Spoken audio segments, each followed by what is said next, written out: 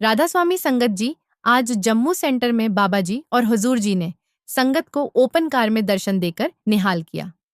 फिर हुए कुछ दिलचस्प और परमार्थ से भरे सवाल जवाब, कुछ भावुक, कुछ हंसी मजाक वाले, पर हर जवाब में गहराई छुपी थी।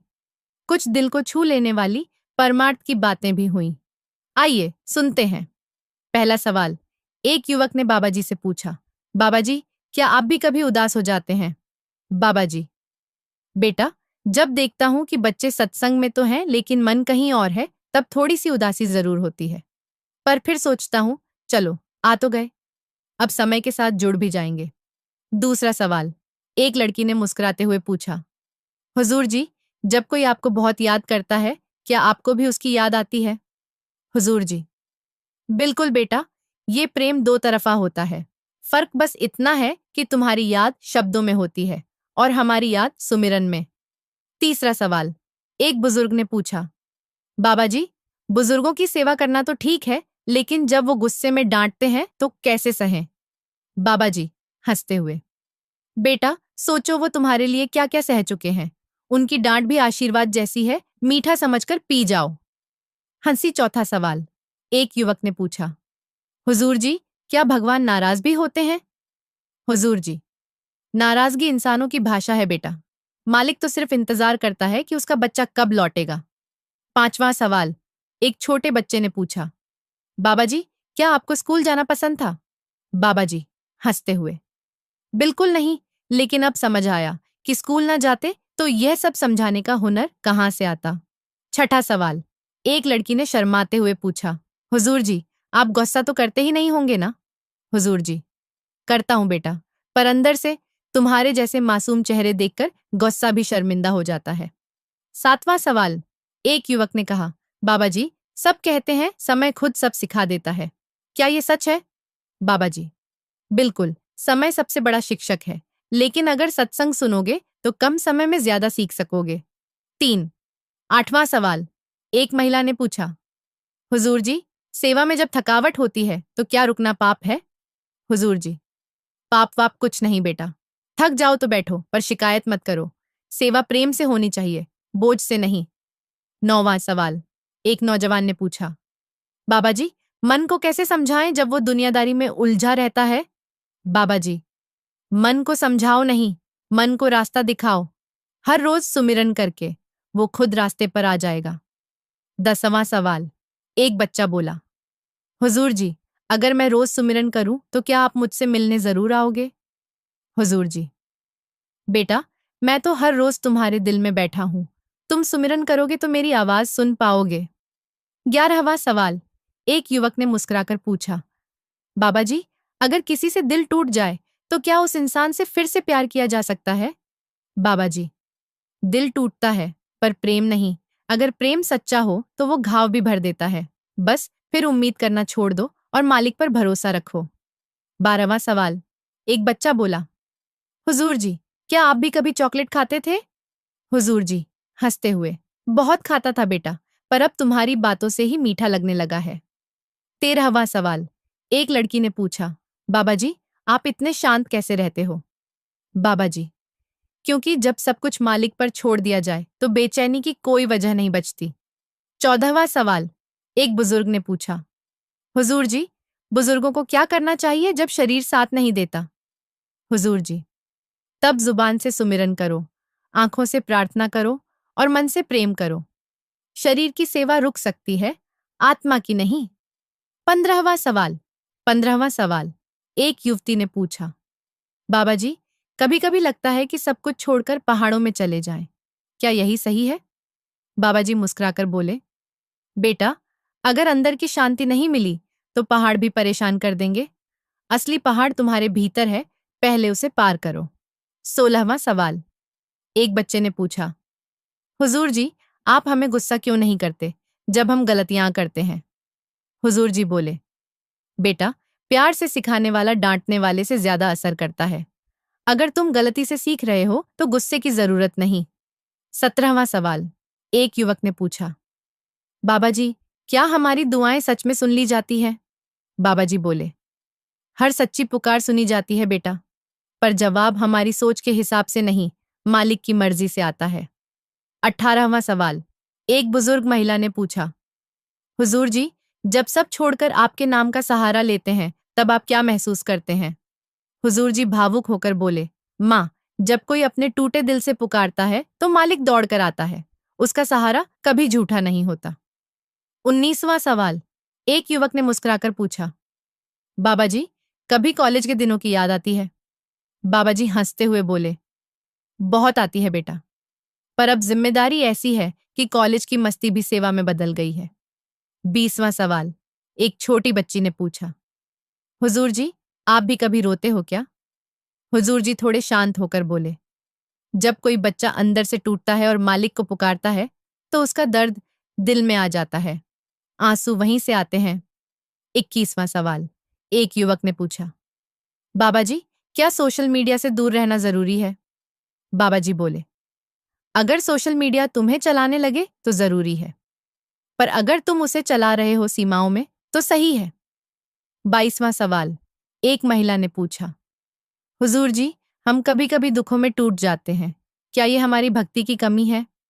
हुजूर जी बोले, नहीं, दुख तुम्हारी भक्ति की परीक्षा है। जैसे आग में सोना तपता है वैसे ही तुम्हारा प्रेम सच्चा बनता है। 23वां सवाल। एक लड़के ने पूछा, बाबा जी, क्या आपको कभी अकेलापन महसूस होता है? बाबा जी बोले, जब मालिक साथ हो तो भीड़ में भी अकेलापन नहीं लगता, और जब मालिक दूर हो तो सबसे बड़ी भीड़ भी खाली लगती है। 24वां सवाल। एक छोटी बच्ची ने भोलेपन से पूछा, हुजूर जी, अगर आप हमें डांट दें तो? हुजूर जी हंसकर बोले, तुम्हारे जैसे फूलों को कौन डांटे बेटा, हम तो सिर्फ तुम्हारे खिलने की दुआ करते हैं। 25वां सवाल। एक बुजुर्ग भाई ने पूछा, बाबा जी, जब उम्र हो जाती है और शरीर जवाब देने लगता है तब सेवा कैसे करें? बाबा जी बोले, बेटा, जब हाथ पैर साथ न दें तब जुबान और दिल से सेवा करो। सुमिरन सबसे ऊंची सेवा है। 26वां सवाल। एक युवा लड़की ने पूछा, हुजूर जी, कभी ऐसा लगता है कि हम थक गए हैं, क्या मालिक तब भी हमें देखता है? हुजूर जी ने प्यार से जवाब दिया, बेटा, जब तुम थकते हो तभी मालिक सबसे ज्यादा तुम्हारे पास होता है, क्योंकि उस वक्त तुम्हारा सहारा सिर्फ वही होता है। 37वां सवाल। एक युवक ने पूछा, बाबा जी, अगर कोई हर रोज सुमिरन करता है लेकिन जीवन में बदलाव नहीं आता तो क्या मतलब है उस सुमिरन का? बाबा जी बोले, बेटा, अगर बीज बोने के बाद हर रोज खोद कर देखोगे कि उगा या नहीं तो वो कभी नहीं उगेगा। धैर्य रखो, फल जरूर मिलेगा। 28वां सवाल। एक बच्चा मासूमियत से पूछता है, हुजूर जी, क्या मालिक भी हमारी तरह खिलौनों से खेलते होंगे?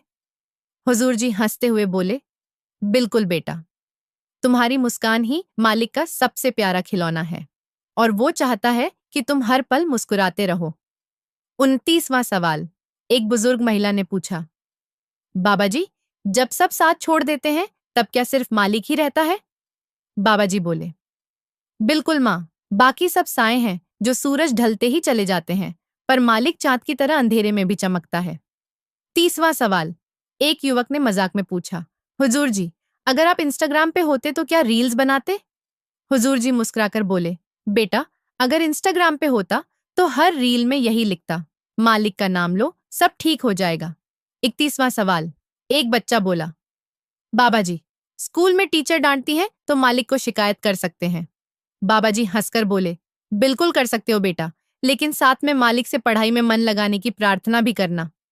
32वां सवाल। एक महिला ने पूछा, हुजूर जी, क्या हर बार माफी मिल जाती है?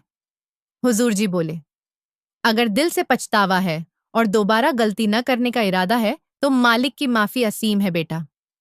33वां सवाल। एक युवा लड़के ने पूछा, बाबा जी, कई बार लगता है कि हमारी आवाज मालिक तक नहीं जाती, क्या ऐसा हो सकता है? बाबा जी बोले, बिल्कुल जाती है बेटा, पर कभी कभी मालिक जवाब देने से पहले हमें और मजबूत बनाना चाहता है। 34वां सवाल। एक बुजुर्ग भाई ने कहा, हुजूर जी, हमने बहुत जीवन व्यर्थ कर दिया, अब क्या फायदा? हुजूर जी गहरे स्वर में बोले, अगर अब भी तुम्हारा मन रो रहा है और मालिक को पुकार रहा है तो यही सबसे बड़ी शुरुआत है। एक युवक ने बाबा जी से पूछा, बाबा जी, कई बार सुमिरन करते हैं लेकिन लगता है कुछ हो नहीं रहा, क्या मालिक सच में सुनते हैं? बाबा जी मुस्कुराकर बोले, बेटा, तुमसे एक साखी सुनाता हूं, ध्यान से सुनो। एक बार एक किसान था। उसका नाम था रामू। वो हर सुबह उठकर अपने खेतों में मेहनत करता, हल चलाता, बीज बोता और शाम को थका हारा लौट आता। लेकिन उसके खेत में पानी नहीं था। गांव का कुआं बहुत दूर था और उसे हर रोज वहां से पानी लाकर अपने खेत में डालना पड़ता था। वो रोज 2 बाल्टी लेकर कुएं तक जाता, भरकर लाता और खेत में डाल देता। हफ्तों तक यही चलता रहा। खेत सूखा ही रहा, कोई अंकुर नहीं फूटा। एक दिन थककर उसने बाल्टी एक तरफ रख दी और आसमान की तरफ देखा। बोला, हे मालिक, क्या तू देख नहीं रहा? मैं रोज मेहनत कर रहा हूं, लेकिन मेरी जिंदगी में कुछ नहीं हो रहा। तभी एक साधु वहां से गुजरा। उसने रामू से पूछा, क्या हुआ बेटा? रामू ने रोते हुए सब कुछ बता दिया। साधु मुस्कुराया और बोला, क्या कभी तुमने जमीन के नीचे झांक कर देखा कि क्या हो रहा है? रामू चौंका और बोला, नहीं, कैसे देखूं? साधु बोला, जैसे तुम खेत में मेहनत कर रहे हो, वैसे ही तुम्हारा सुमिरन भी है। तुम नहीं देख पा रहे, लेकिन हर रोज जो बूंद गिर रही है, वो जमीन को गीला कर रही है। जब समय आएगा, अंकुर फूटेगा और तब तुम्हें समझ आएगा कि एक भी दिन की मेहनत बेकार नहीं गई। आज जम्मू में हुए सत्संग में सत्संगकर्ता ने एक ऐसी साखी सुनाई जिसने पूरी संगत को झकझोर दिया। ये साखी थी, एक बूढ़ी माँ और उसका अटूट विश्वास मालिक पर। साखी सच्चे विश्वास की शक्ति बहुत पुरानी बात है। एक छोटे से गांव में एक बूढ़ी माँ रहती थी। उसका नाम था गुलाबोबाई। उम्र हो चली थी, कमर झुक गई थी, आंखों में धुंध, लेकिन मन में मालिक का साफ और गहरा विश्वास था। गुलाबोबाई का एक ही बेटा था, मोहन, जो शहर में नौकरी करता था। कई महीने हो गए थे, मोहन का कोई खत नहीं, कोई फोन नहीं। माँ दिन भर बेटे की राह तकती, लेकिन हर दिन सुबह उठकर सबसे पहले भजन सुमिरन करती, फिर एक दिया जलाकर मालिक से बात करती। हे मालिक, तू ही सबका पालनहार है। तू ही मेरे मोहन का ध्यान रख। मुझे उस पर नहीं, तेरे प्यार पर भरोसा है। गांव वाले ताना मारते, माँ, बेटा तो तुझे भूल गया। अब तो मोबाइल है, कॉल करने में कितना टाइम लगता है शहर जाकर माँ को भुला दिया। लेकिन माँ मुस्कुराकर कहती, बेटे पर नहीं, मालिक पर विश्वास किया है मैंने। तू मालिक को नहीं जानता, वो कभी किसी की पुकार अनसुनी नहीं करता। कभी ना बुझने वाला दिया गुलाबोबाई ने घर के कोने में एक दिया रखा था, जो हर शाम जलाती और कहती, जब तक ये दिया जलेगा, मेरा विश्वास भी जलेगा। जब तक मालिक है, तब तक मेरी उम्मीद भी है। दिन बीते, हफ्ते बीते, महीने बीते। एक दिन गांव में खबर आई, शहर में भयानक हादसा हुआ है। जिस फैक्ट्री में मोहन काम करता था, वहीं आग लग गई। कई लोग घायल हुए, कुछ तो नहीं बचे। पूरे गांव का माहौल सन्नाटा बन गया। कोई माँ से कहने की हिम्मत नहीं कर रहा था, लेकिन माँ ने खबर सुनकर भी वहीं दिया जलाया और बस यही कहा, हे मालिक, तूने सब कुछ देखा है। तूने अगर लिया है तो तू लौटाने वाला भी तू ही है। मुझे तुझसे कोई शिकायत नहीं। फिर एक शाम, सूरज ढल रहा था। माँ खिड़की के पास बैठकर सुमिरन कर रही थी। तभी दरवाजे पर एक धीमी दस्तक हुई। क्लक। माँ ने दरवाजा खोला। सामने मोहन खड़ा था, शरीर पर धूल, आंखों में आंसू, और माँ के पांवों में गिर गया। माँ, मैं जिंदा हूं। उस दिन मेरी ड्यूटी अचानक बदल दी गई थी। मुझे किसी और शाखा भेज दिया गया और जहां हादसा हुआ, मैं वहां से बच गया। माँ की आंखों से आंसू गिरने लगे, लेकिन वो मुस्कुराई और बोली, मोहन, तू नहीं बचा बेटा, मालिक ने तुझे बचाया है। मैंने तो बस हर रोज उसे याद किया। मेरे दिए की लौ नहीं, मेरे मालिक की रहमत थी जो तुझे लौटा लाई। सत्संगकर्ता ने कहा, संगत जी, भक्ति केवल नाम जपने का नाम नहीं है। भक्ति उस माँ जैसा विश्वास है जो बिना देखे भी जानती है कि मालिक उसे कभी नहीं छोड़ेगा। जब हम मालिक को हर हाल में स्वीकार करते हैं, तो फिर वो हर हाल को हमारे लिए आसान कर देता है। अब आप सोचिए संगत जी, क्या हमारे अंदर भी वैसा ही विश्वास है? क्या हम भी हर दुख सुख में मालिक को उतना ही याद करते हैं? अगर हाँ, तो फिर भरोसा रखिए। जब तुम मालिक को याद करोगे, वो तुम्हारी हिफाजत की जिम्मेदारी खुद ले लेगा। बर्तन गंदा है या पानी? जम्मू सत्संग में सुनाई गई। एक दिन सत्संग के बाद एक युवा सेवादार बाबा जी के चरणों में आकर बैठ गया। उसके चेहरे पर उदासी थी, आंखों में बेचैनी। उसने धीरे से कहा, बाबा जी, मैं रोज सुमिरन करता हूँ, सेवा करता हूँ, लेकिन मेरा मन फिर भी साफ नहीं होता।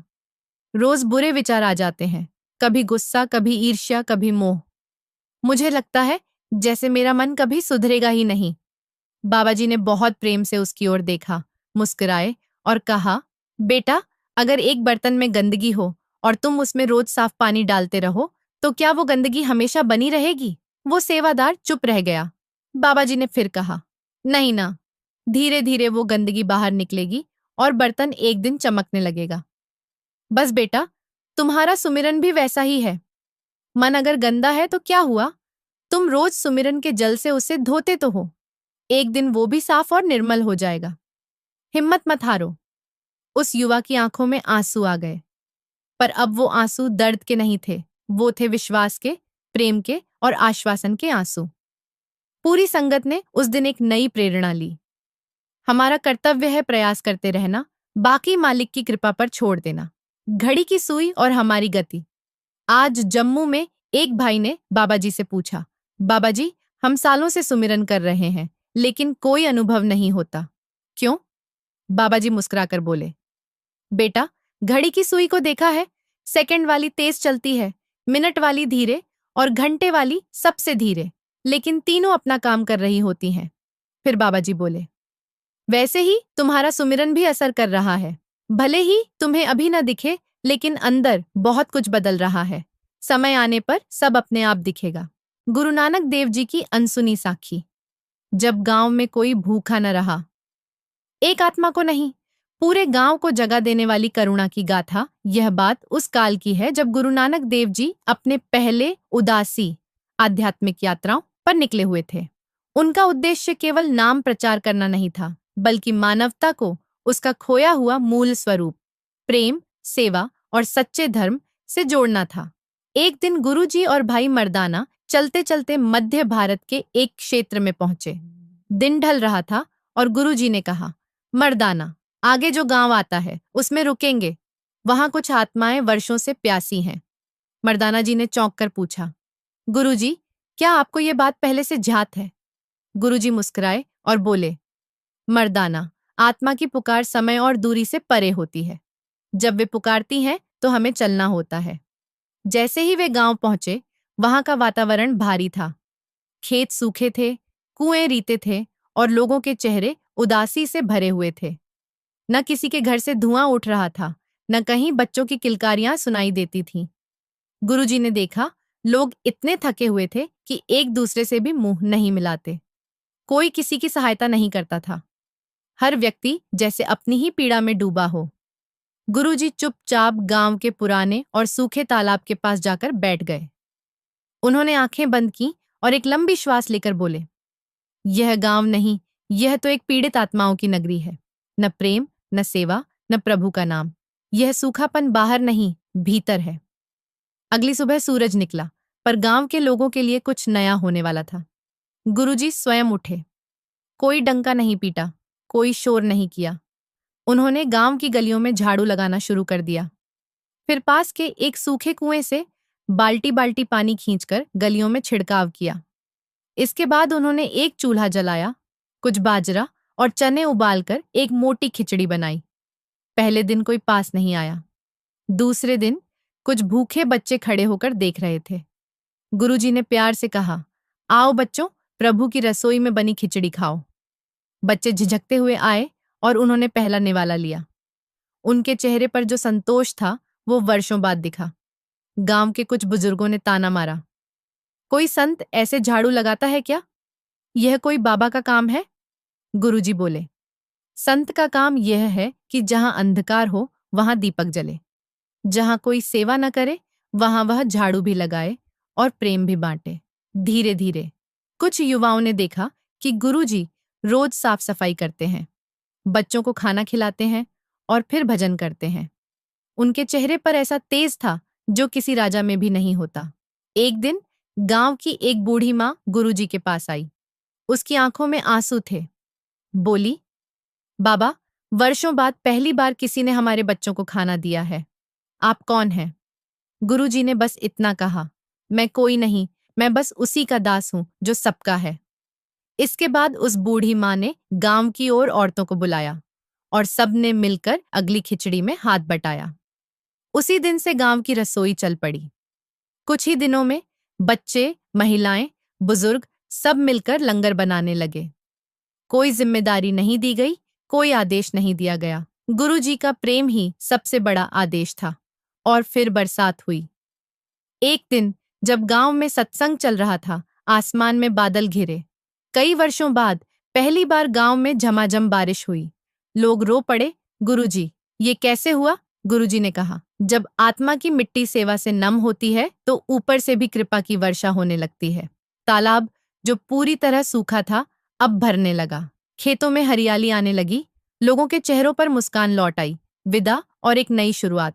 कई महीने बाद जब गुरुजी गांव से विदा ले रहे थे, लोगों ने रोते हुए उनके चरणों को पकड़ लिया। बाबा जी, आपने हमें रोटी दी, नाम दिया और सेवा का अर्थ समझाया।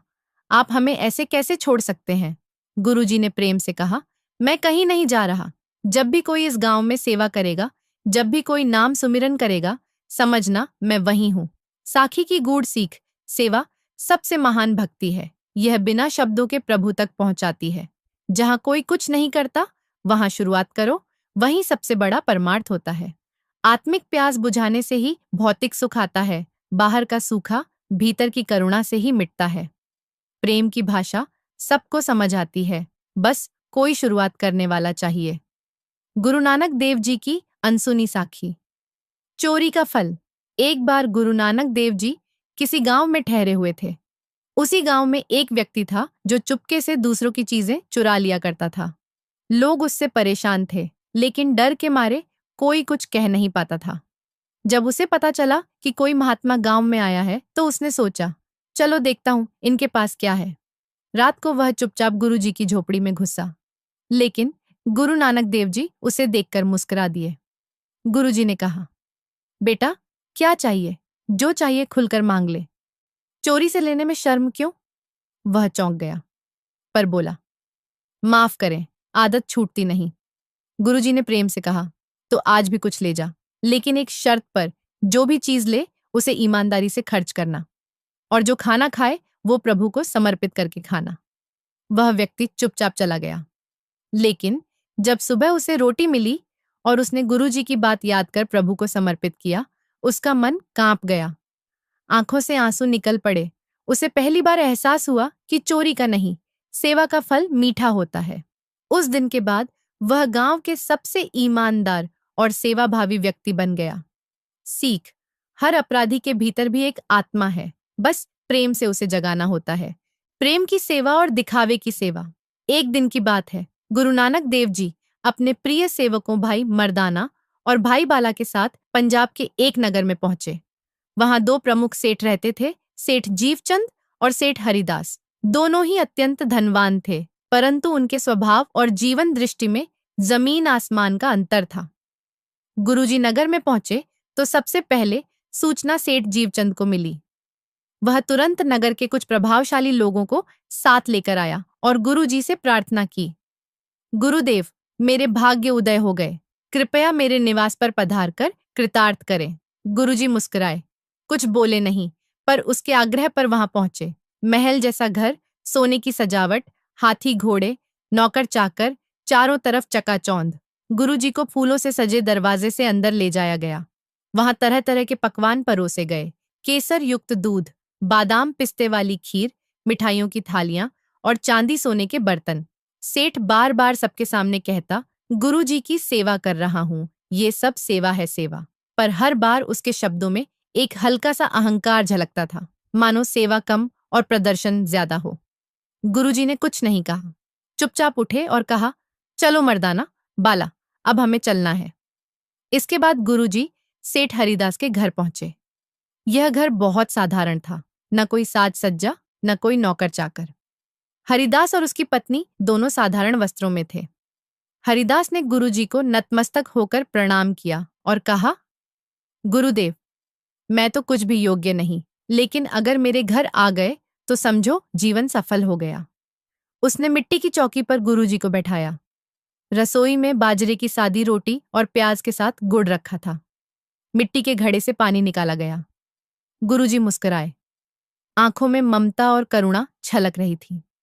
उन्होंने प्रेम से वह सादा भोजन किया और बोले, हरिदास, तूने प्रेम से परोसा है। यह रोटी नहीं, नाम की मिठास है। गुरुजी ने अगले दिन नगर के सब लोगों को बुलाया। सेठ जीवचंद को भी बुलाया और हरिदास को भी। सब हैरान थे। अब गुरुजी क्या कहेंगे?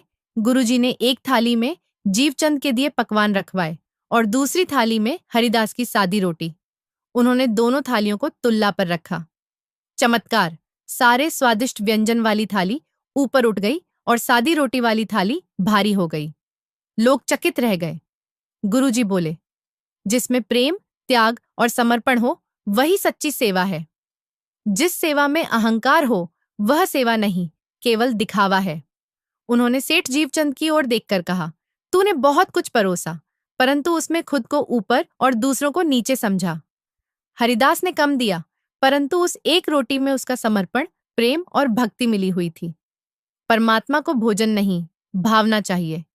गुरुजी ने संगत को समझाया, सच्ची सेवा उस भावना से की जाती है जो निस्वार्थ हो, जिसमें कोई अहंकार न हो। परमात्मा उन सेवकों को पसंद करता है जो मैं नहीं कहते, बल्कि कहते हैं, सब कुछ तेरा है, मैं तो केवल माध्यम हूं। सेवा में दिखावा नहीं, निष्कपट प्रेम होना चाहिए। गुरु और परमात्मा को तुम्हारी वस्तुएं नहीं, तुम्हारा भाव चाहिए। जहां अहंकार है, वहां प्रभु की कृपा नहीं टिकती। छोटा हो या बड़ा, यदि सेवा सच्चे मन से की गई है तो वह सबसे महान है। गुरु की झाड़ू। एक बार की बात है, गुरु नानक देव जी अपने सेवकों के साथ एक नगर में पहुंचे। वहां कुछ दिनों से नगर की स्थिति बहुत गंदी थी। सड़कों पर कूड़ा करकट फैला हुआ था, नालियां जाम थीं और वातावरण दूषित हो चला था। नगर के लोग खुद भी दुखी थे, पर कोई पहल करने को तैयार नहीं था। गुरुजी ने नगर के कुछ प्रमुख लोगों को बुलाया और कहा, यह स्थान तो बहुत सुंदर है, पर यहाँ स्वच्छता नहीं है। क्यों ना हम सब मिलकर इसे स्वच्छ करें? नगर के सेठों, ब्राह्मणों और मुखियाओं ने कहा, गुरुजी, यह काम तो नीचों का है। हम तो व्यापारी हैं, हमारे हाथ झाड़ू कैसे उठाएं? गुरुजी मुस्कुराए, कुछ बोले नहीं। अगली सुबह गुरुजी स्वयं झाड़ू लेकर निकले। सुबह सुबह जब नगरवासी उठे, उन्होंने देखा कि गुरु नानक देव जी अपने हाथों में झाड़ू और पानी की बाल्टी लिए नगर की गंदी गलियों की सफाई कर रहे हैं। उनके साथ भाई मर्दाना, भाई बाला और कुछ साधारण ग्रामीण भी थे। गुरुजी झाड़ू लगाते जाते और कहते जाते, जिसके मन का मैल नहीं जाता, उसके स्थान का मैल क्या अर्थ रखता है? पहले अपने मन को साफ करो, फिर स्थान को। लोग हक्के बक्के रह गए। कुछ तो शर्म के मारे घर में ही छुप गए, पर कुछ नवयुवक और स्त्रियां आकर गुरुजी की इस सेवा में जुड़ गए। एक ब्राह्मण का घमंड और गुरुजी का उत्तर। उसी नगर में एक ब्राह्मण रहता था, नाम था रामदत्त शास्त्री। उसने देखा कि गुरुजी गली की नाली साफ कर रहे हैं, तो वह गुस्से से बोला, आप एक ज्ञानी पुरुष हैं, गुरु कहलाते हैं, फिर ये झाड़ू काम क्यों कर रहे हैं? यह तो शूद्रों का काम है। गुरुजी ने मुस्कुराकर कहा, रामदत्त, जो अपने अहंकार की नाली नहीं साफ करता, उसके शास्त्र पठन का क्या लाभ? सच्चा ब्राह्मण वह है जो अपने अहंकार को झाड़ू से साफ कर दे। ब्राह्मण को गहरा झटका लगा। वह शांत हो गया। गुरुजी बोले, सेवा का कोई धर्म नहीं होता। सेवा वह रास्ता है जो सीधे परमात्मा तक जाता है। जब तक तुम अपने भीतर की गंदगी नहीं हटाओगे, दिखावे का ज्ञान तुम्हें मोक्ष नहीं देगा। गुरुजी की इस निस्वार्थ सेवा से नगर के लोगों में क्रांति आ गई। वे समझ गए कि गुरु केवल उपदेश देने नहीं आते, वे खुद मार्ग दिखाकर चलना सिखाते हैं। नगर स्वच्छ हो गया, लेकिन उससे ज्यादा लोगों के मन के भीतर की गंदगी साफ हो गई। सेवा में कोई ऊंच नीच नहीं होती। जो झुकता है वही सच्चा सेवक है। अहंकार सबसे बड़ी गंदगी है, उसे झाड़ू से हटाओ, नाम सुमिरन से धो। चोर बन गया साधु।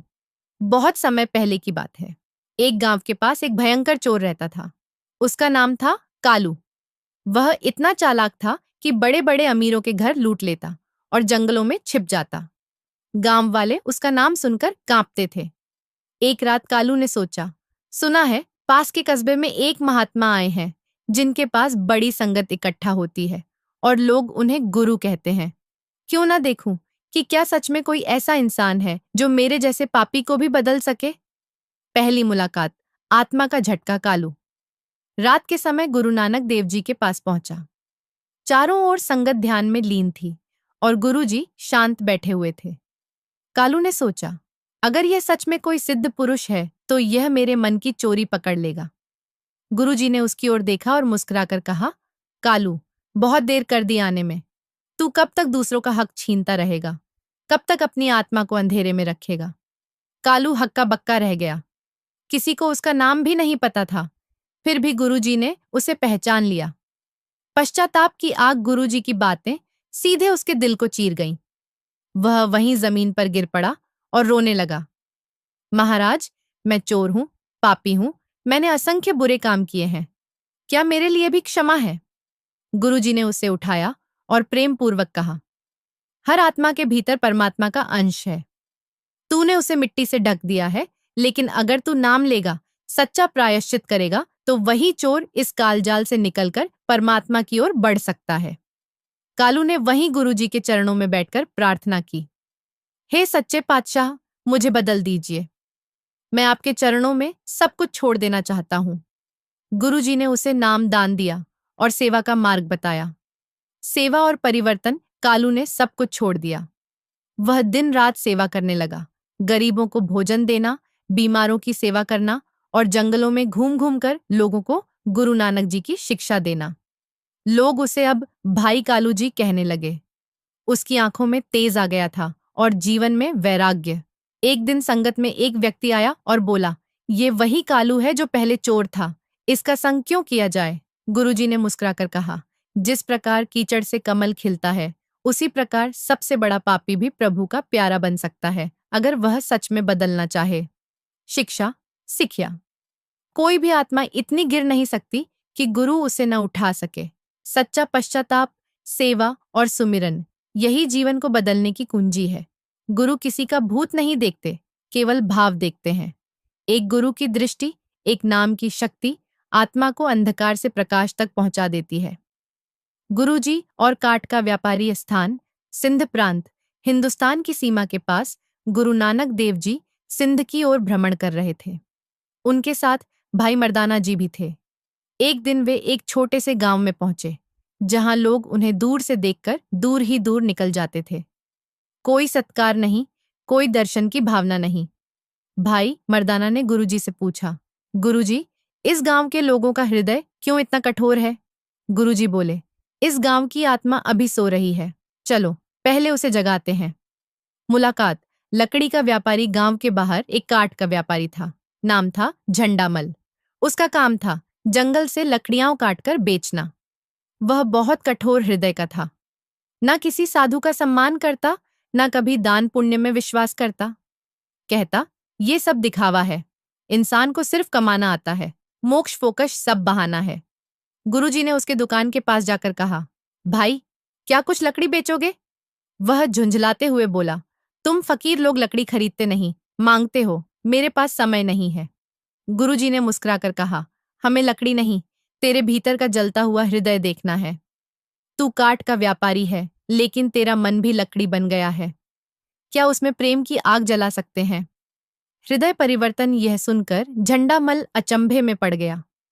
पहली बार किसी ने उसकी कठोरता को उसकी आंखों में कह दिया था, और वह भी प्रेम से, बिना अपमान किए।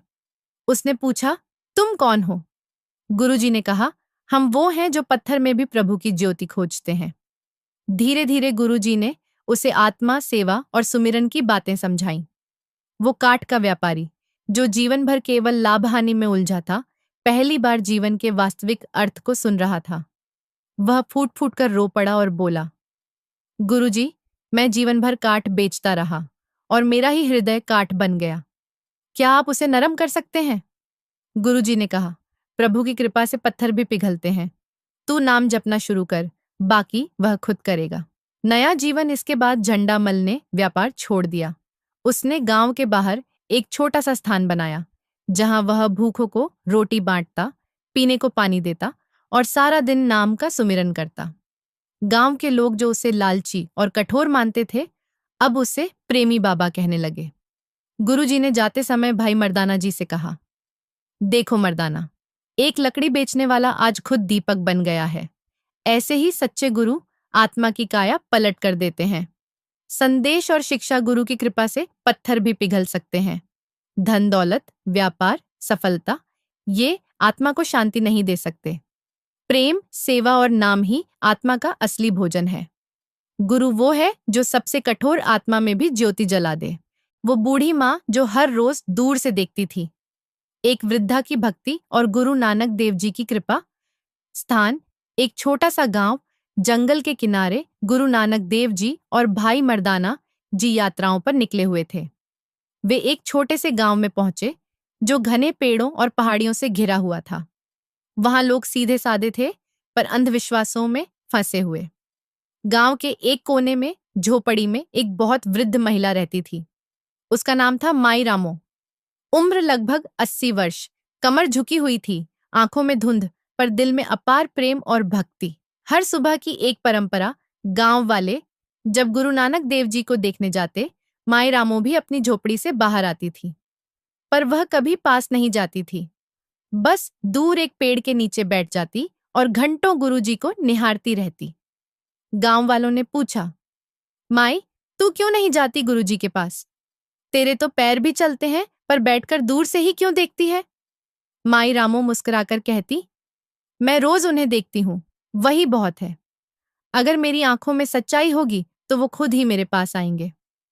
माई रामो की दबी हुई पीड़ा किसी को नहीं पता था कि माई रामो के मन में एक गहरी बात छुपी हुई थी। वह एक जमाने में एक अमीर व्यापारी की पत्नी थी, पर अहंकार और मोह में पड़कर उसने साधुओं की सेवा की अवहेलना की थी। समय ने करवट बदली, सब कुछ छिन गया। अब वह सोचती थी, मैंने पहले संतों की सेवा न की, अब कैसे उनके पास जाऊं? मुझसे तो सेवा का भी अधिकार चला गया है। गुरु नानक देव जी का अचानक माई के पास आना। एक दिन जब सब संगत बैठे हुए थे, गुरु नानक देव जी अचानक उठे। कुछ बोले नहीं, बस भाई मर्दाना से कहा, चलो आज वहां चलें जहां सच्ची भक्ति बिना आवाज के पुकार रही है। गांव वाले चौंक गए। गुरुजी चलकर उस पेड़ के पास गए जहां माई रामो रोज बैठती थी। उस दिन भी वो वहीं बैठी थी, सिर झुकाए, आंसू बहते हुए। गुरुजी का संवाद। माई रामो से गुरुजी धीरे धीरे आगे बढ़े और माई के सामने खड़े हो गए। माई ने सिर उठाया तो गुरुजी सामने थे। उसके मुंह से शब्द नहीं निकले, बस आंखें भर आईं। गुरुजी बोले, रामो, तू हमें रोज देखती है, पर क्या तू जानती है, हम तुझे भी रोज देखते हैं। तेरे आंसू, तेरी चुप्पी, तेरी पीड़ा, सब हमारे पास पहुंचते हैं। माई रामो ने कांपती आवाज में कहा, पर महाराज, मैंने तो जीवन में संतों का निरादर किया है, मुझे कैसे अधिकार? गुरुजी ने उसका हाथ पकड़ा और बोले, बेटा, जब दिल सच्चा हो जाए तो पुराने पाप राग बन जाते हैं। परमात्मा की नजर में केवल वर्तमान मायने रखता है। तू अब जो प्रेम करती है वही तुझे परमात्मा से जोड़ देता है। गांव में एक नई सीख। उस दिन गुरुजी ने पूरी संगत को वहीं बुलाया और माई रामो को सबसे आगे बैठाया।